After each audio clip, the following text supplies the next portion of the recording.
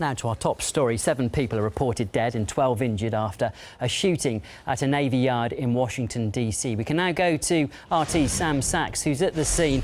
Sam, we understand the area is still in lockdown at the moment and 2 of the gunmen are still at large. What more can you tell us?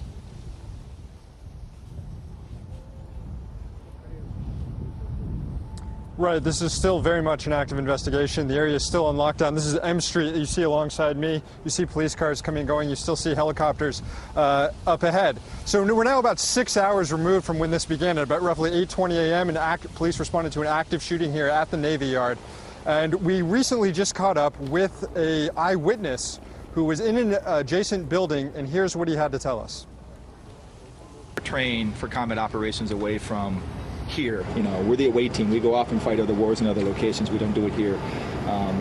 So seeing somebody die in front of you here where you work at is more of a relationship of you talking to God, or you realizing just how fragile life is and how random it is and how quickly you're here and you're not. Because it could have easily been me, the guy who got hit, as opposed to the guy standing next to me.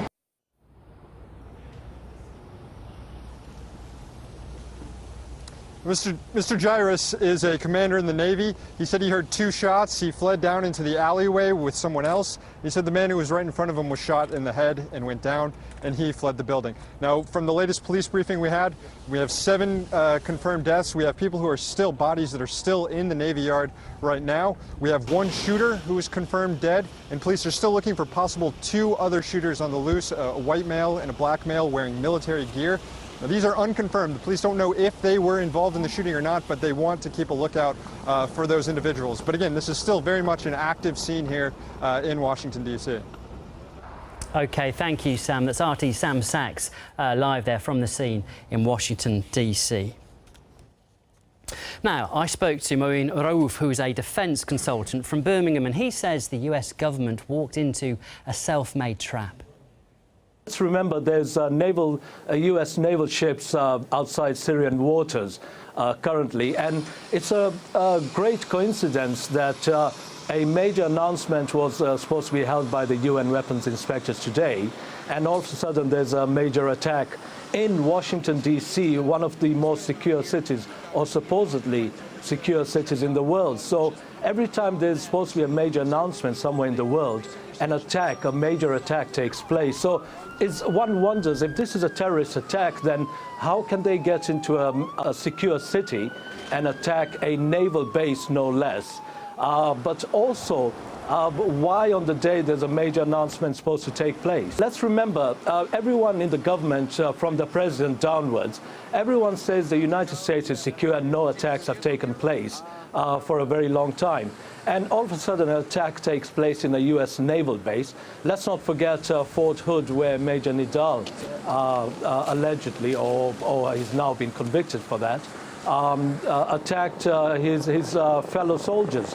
So the assurances the US government is providing to the American citizen that the nation is safe and they're keeping the nation safe is really not sticking well. If you are claiming that you are providing security by attacking nations overseas, let's remember, if this is a terrorist attack, then they're providing arms to the same terrorists who are likely to come and attack them in mainland USA. Well, let's get more reaction now from Michael Marceau from the Veterans for Peace in Washington, D.C. Mr. Marceau, thank you for coming onto the programme. We still don't know who is involved and what the motives were, but in your opinion, what are your thoughts on this? What could be the possible motives? Well, what I suspected when I first heard the story start to break was, I hope this is not a military service member who has been on multiple tours in Iraq or Afghanistan or both, and has been dealing with a PTSD that has gone untreated.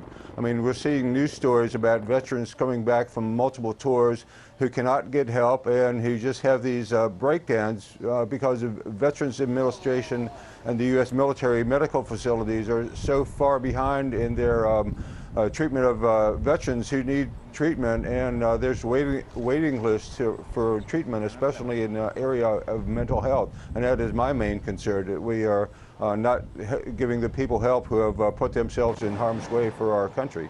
And in terms of the location of this attack, are you surprised that this attack was able to take place at a Navy base in America's capital? Well, no, absolutely not, because we have people who have access to those military bases with the proper ID, and they also have access to weapons and are trained to use them. So it's not a real surprise. I mean, it's very disheartening, of course, to see the 7 dead and 12 injured, but it's not surprising given that our military has access to these weapons and the training to use them in a proper manner. And do you think, I mean, Barack Obama has been on television, he says we have another mass shooting here. Do you think there'll be another reaction from the US government? What would you like to see them do?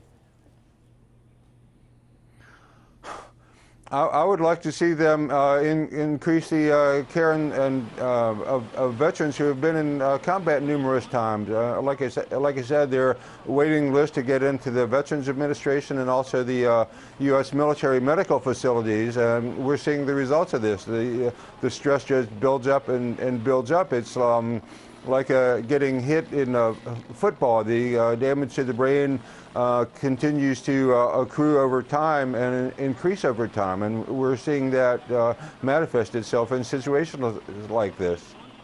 And with regard to the levels of security in the US at the moment, there's been a lot of criticism over the NSA surveillance, but do you think perhaps people on a wider level now will be more accepting of these sort of measures and perhaps want more wider and general security?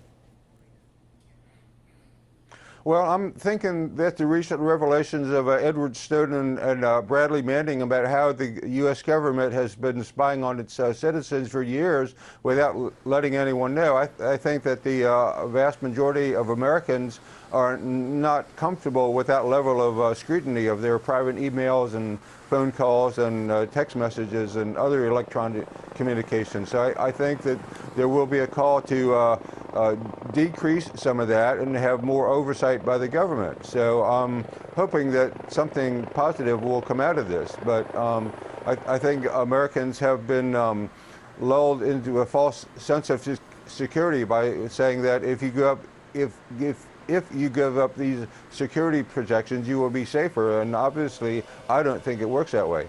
OK, thank you. We do have to leave it there. That's Michael Manasseh, Vice President of the Washington, D.C. area of Veterans for Peace. Thank you. Thank you.